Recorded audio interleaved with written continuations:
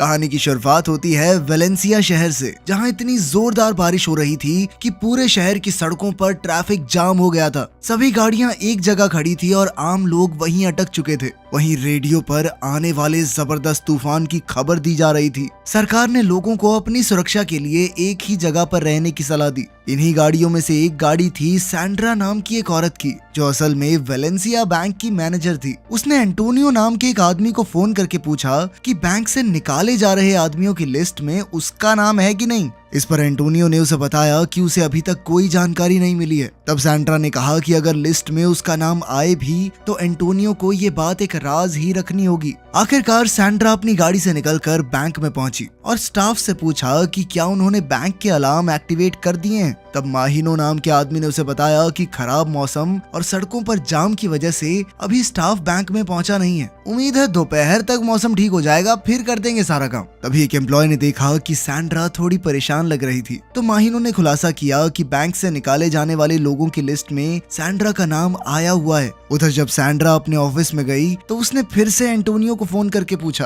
तब उसे पता चला कि उसका नाम सच में इस लिस्ट में आ चुका है, यानी उसकी नौकरी जाना तय है। ये सुनकर सैंड्रा काफी ज्यादा निराश हो गई। उसी समय अचानक हथियारबंद गैंगस्टर्स ने बैंक पर हमला बोल दिया। उनमें से कुछ ने बम वाली जैकेट भी पहनी हुई थी और जल्द ही उन्होंने सभी ऑफिसर्स को अपनी बंदूक से डरा दिया। वहीं दूसरी ओर सैंड्रा इस वक्त अपने ऑफिस में अपने रिश्तेदार वॉकन से बात कर रही थी। उसने वॉकन से मदद मांगी ताकि उसे नौकरी से ना निकाला जाए, मगर वॉकन ने उसे साफ कह दिया कि इसमें वो कुछ नहीं कर सकता। उसी समय अचानक गैलेगो नाम का गुंडा अपने साथी जैक के साथ उसके ऑफिस में घुस गया और उन्होंने सैंड्रा के हाथ पैर बांधकर उसे बंदी बना लिया। इसके बाद वो अपने औजारों की मदद से बैंक की तिजोरी तोड़कर उसमें से पैसे चुराने की कोशिश में जुट गए। इसी के साथ उन्होंने जमीन में एक सुरंग भी बनानी शुरू कर दी, जिसके जरिए वो लूट का सारा माल बैंक से बाहर ले जाने वाले थे। वहीं दूसरी ओर गैंग का लीडर यूरुग्वायो बैंक के सभी लोगों को अपने इशारों पर नचा रहा था ताकि बैंक के बाहर किसी को भी इस डकैती की भनक न लगे। मगर तभी अचानक उसे एहसास हुआ कि एक आदमी ने ऑफिस का अलार्म बटन दबा दिया था। ये देखते ही यूरुग्वायो गुस्से से लाल पीला हो गया और उसने इस आदमी को बहुत बुरी तरह पीटा। फिर उसने पूरे बैंक को बम से उड़ाने की धमकी दी तो एक लड़की ने उसे बम धमाका ना करने के लिए भीख मांगी।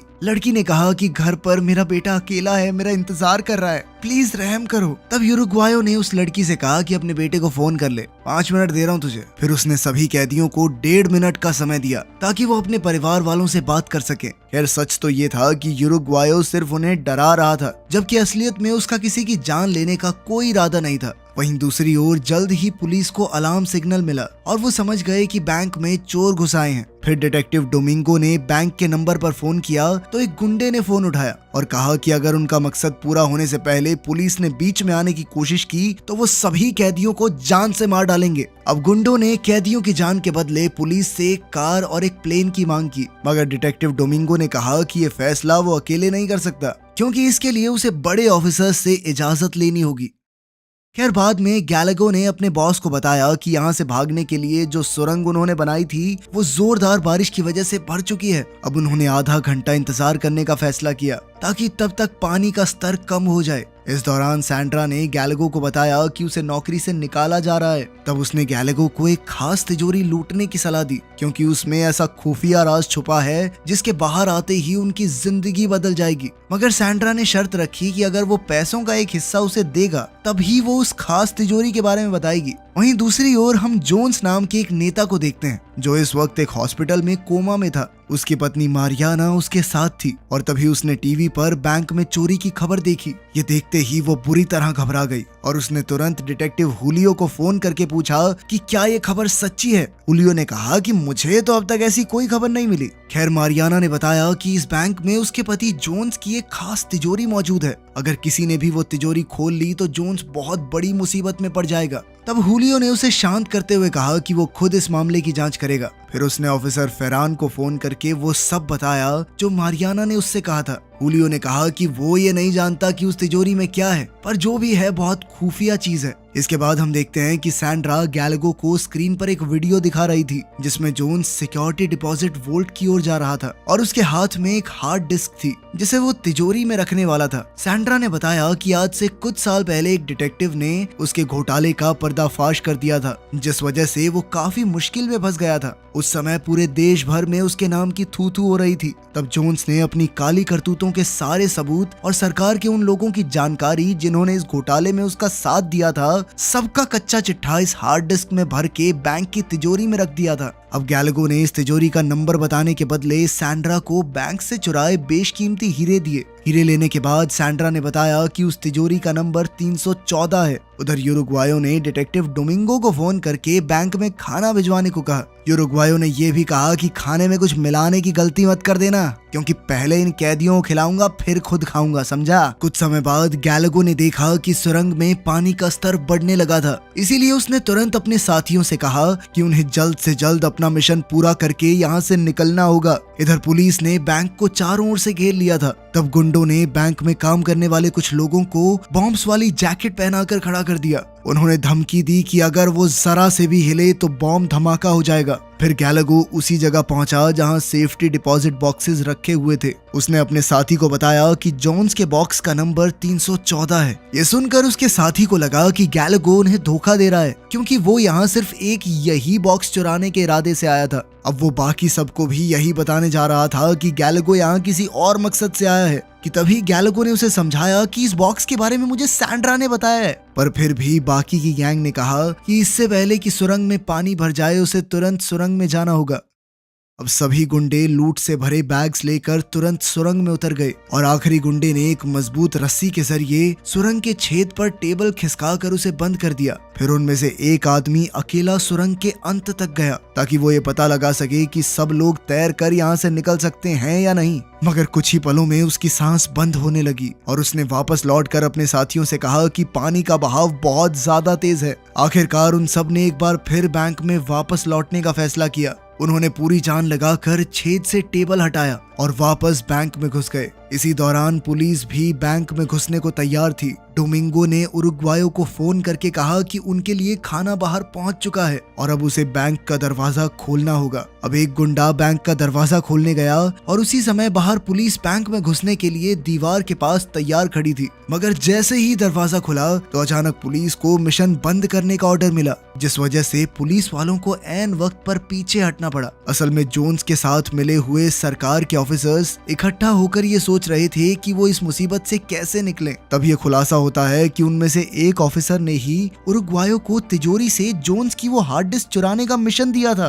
ताकि वो खुद को बचा सके। उस समय फेरान और उसके साथी काफी गुस्से में आ गए, क्योंकि उसने बिना किसी से पूछे ये फैसला लेकर बहुत बड़ी गलती कर दी थी। अब उन्होंने पाओलो नाम के एक डिटेक्टिव की मदद लेने का फैसला किया, क्योंकि उन्हें इस आदमी पर पूरा भरोसा था। उन्होंने डिटेक्टिव पाओलो को गुंडों से हार्ड डिस्क लेकर फेरान तक पहुंचाने का मिशन दिया। वहीं दूसरी ओर गुंडों की गैंग ने हिसाब लगाया कि जब तक उनके पास जोन्स का बॉक्स है तब तक वो सुरक्षित हैं और इसी की मदद से वो ऑफिसर्स को ब्लैकमेल भी कर सकते हैं। जब उरुग्वायो को पता चला कि गैलगो को बॉक्स का नंबर सैंड्रा ने बताया था तो वो समझ गया कि गैलगो ने उसे बदले में जरूर कोई कीमती चीज दी होगी। अब वो गुस्से से भरकर वहां से निकल पड़ा और उस बाथरूम का दरवाजा जोर जोर से खटखटाने लगा जहां सैंड्रा छिपी हुई थी। उरुग्वायो गुस्से में अपना आपा खो बैठा और उसने सैंड्रा पर हमला करके पूछा कि उसे बॉक्स नंबर बताने के बदले में क्या मिला है। मगर जल्द ही गैलगो भी वहां आ गया और वो उरुग्वायो से हाथापाई करने लगा। असल में वो इस बात से गुस्सा था कि उरुग्वायो ने उस कीमती बॉक्स के बारे में जानते हुए भी सबसे ये बात छुपा कर रखी।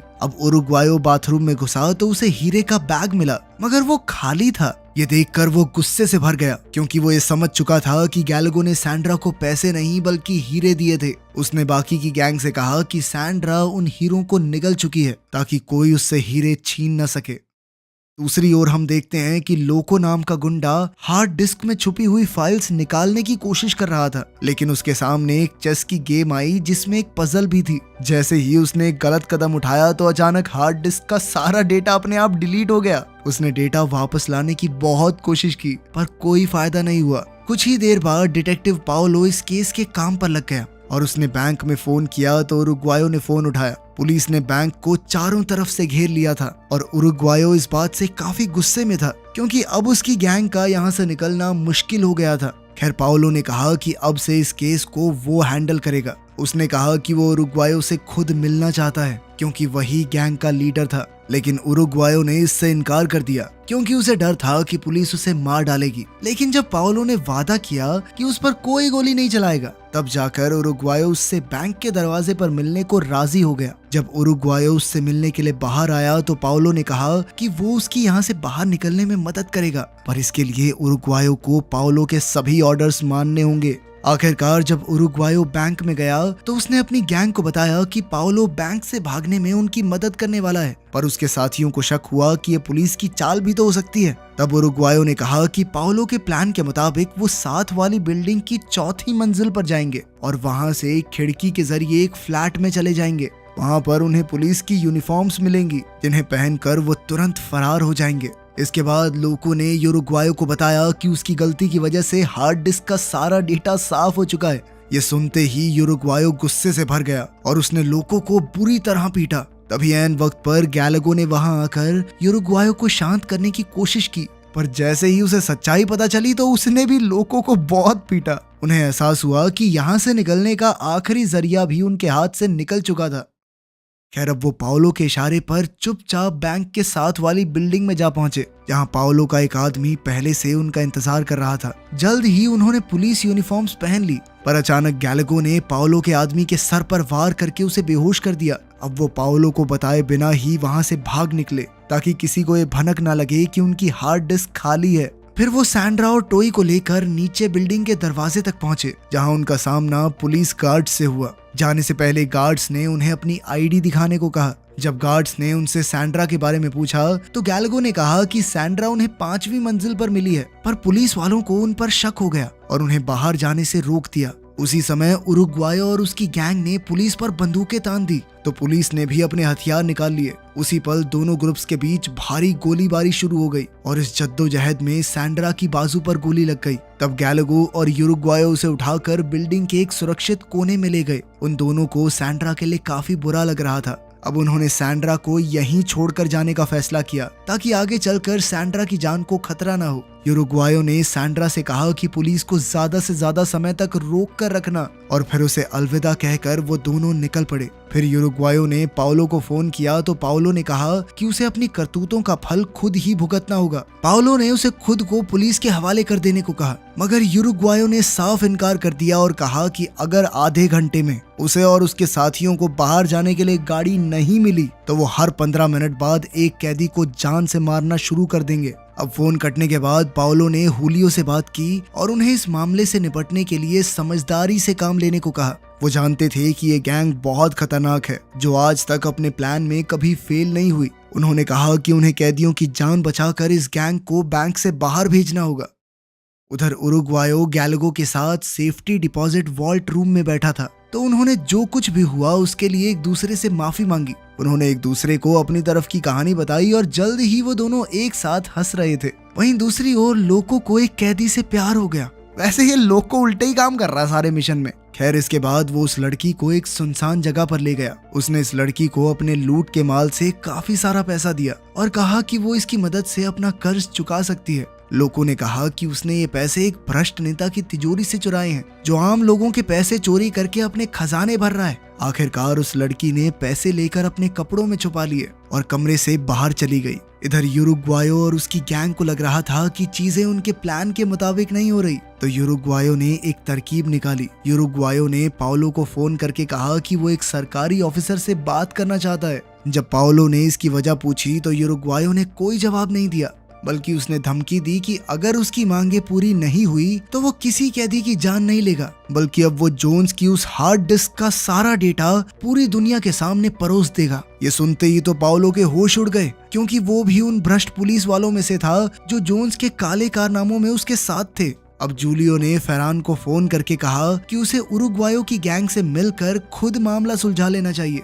अब फरहान के पास कोई चारा नहीं था, इसीलिए वो राजी हो गया। जब वो उरुग्वायो और गैलगो से मिला तो उसने हार्ड डिस्क के बदले उन दोनों की सजा कम करवाने का वादा किया, पर उन्होंने फरहान से कहा कि वो अपने चुराए हुए पैसों से देश छोड़कर भागना चाहते हैं, जेल में नहीं जाना चाहते। उन्होंने झूठ कह दिया कि उन्होंने हार्ड डिस्क में फरहान और उसके साथियों की वीडियोस देख ली हैं। अब उरुग्वायो ने उसे जल्द से जल्द गाड़ी लाने को कहा जो उन्हें बैंक से बाहर ले जाएगी। उधर हम देखते हैं कि हॉस्पिटल में सैंड्रा का इलाज चल रहा था। तभी फरहान की सेक्रेटरी उससे मिलने आई और गैंग के बारे में कुछ सवाल पूछे। सैंड्रा ने कुछ गुंडों के नाम बता दिए। उसने ये भी कहा कि वो गुंडे एक दूसरे पर भरोसा नहीं करते, तो उनके बीच में लड़ाई डालना ज्यादा मुश्किल नहीं होगा। इधर फरहान ने उरुग्वायो को फोन करके कहा कि वो हार्ड डिस्क की वीडियोस देखना चाहता है, लेकिन जब उरुग्वायो ने इससे इनकार कर दिया तो फरहान को उस पर शक हो गया कि वो झूठ तो नहीं बोल रहा। फरहान ने कहा कि मैं जानता हूँ तुम्हारे पास कोई वीडियो नहीं है। फिर उसने अपने बॉस को ये सारा मामला समझाया तो उन्होंने बैंक में घुसकर गैंग को गिरफ्तार करने का फैसला किया। पुलिस ने धड़ाम से बैंक का दरवाजा खोलकर सभी कैदियों को तुरंत गिरफ्तार करके एक बस में बैठा दिया, मगर तभी ये खुलासा होता है कि उन गुंडों ने कैदियों के साथ कपड़े बदल लिए थे। जब तक पुलिस को इसका एहसास हुआ तब तक गैंग वहां से फरार हो चुकी थी। साथ ही उनकी लूट का सारा माल भी सुरंग के जरिए बाहर आ गया था, क्योंकि बारिश रुकने के बाद अब पानी का बहाव कम हो चुका था। आखिरकार पूरी गैंग बड़े आराम से देश छोड़कर भाग गई और एक नए सिरे से उन्होंने अपनी जिंदगी की शुरुआत की। वीडियो पसंद आई तो लाइक कर देना, चैनल को सब्सक्राइब कर लेना। मिलते हैं अगली वीडियो में।